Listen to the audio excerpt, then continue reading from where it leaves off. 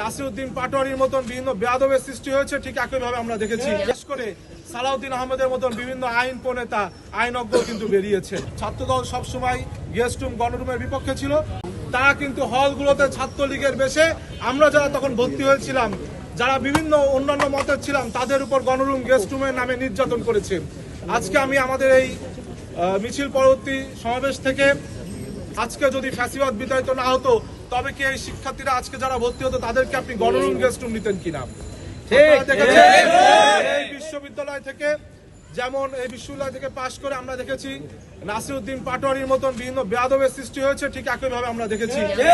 বিশ্ববিদ্যালয় থেকে পাশ করে সালাউদ্দিন আহমেদের মতন বিভিন্ন আইন প্রণেতা আইনজ্ঞ কিন্তু বেরিয়েছে।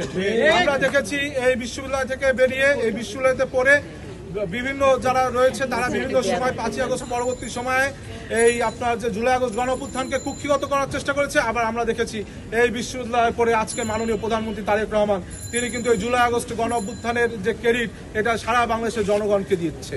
সুতরাং আমরা আজকে যারা বিশ্ববিদ্যালয়ের নবাগত শিক্ষার্থী তাদেরকে আহ্বান জানাবো, তারা যেন আমাদের সত্যের পথের সংগঠন, দেশপ্রেমিকতার সংগঠন, সাধারণ শিক্ষার্থীদের শিক্ষার্থী বান্ধব সংগঠন, শিক্ষা বান্ধব ছাত্র সংগঠন বাংলাদেশ জাতীয়তাবাদী ছাত্র দলে তারা সহশিক্ষা কার্যক্রম হিসেবে এই আদর্শিক যে ছাত্র সংগঠন সেখানে যুক্ত হয় এবং নিজেদের মেধা মনন সৃজনশীলতা উৎকর্ষের মাধ্যমে আগামী দিনে এটি তাদের পাথর হিসেবে কাজ করবে।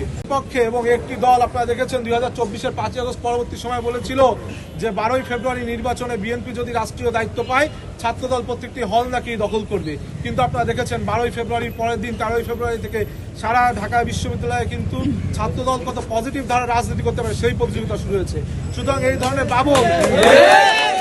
মিথ্যাচার যারা করেছিল তারা কিন্তু ইতোমধ্যে তাদের মুখে চপেটাঘাত হয়েছে আমাদের পজিটিভ ধারার মাধ্যমে। সুতরাং ছাত্রদল সবসময় গেস্ট রুম গণরুমের বিপক্ষে ছিল এবং ছাত্রদল শিক্ষার্থীদের সাথে নিয়ে প্রত্যেকটি শিক্ষার্থী যেন তাদের আবাসন সংকট সমাধান হয়, এই 25-26 সনের শিক্ষার্থীরা যেন প্রথম দিন থেকে তাদের হলের সিটগুলো নিশ্চিত করে, এই জন্য আমরা বিশ্ববিদ্যালয় প্রশাসনের সাথে কথা বলবো।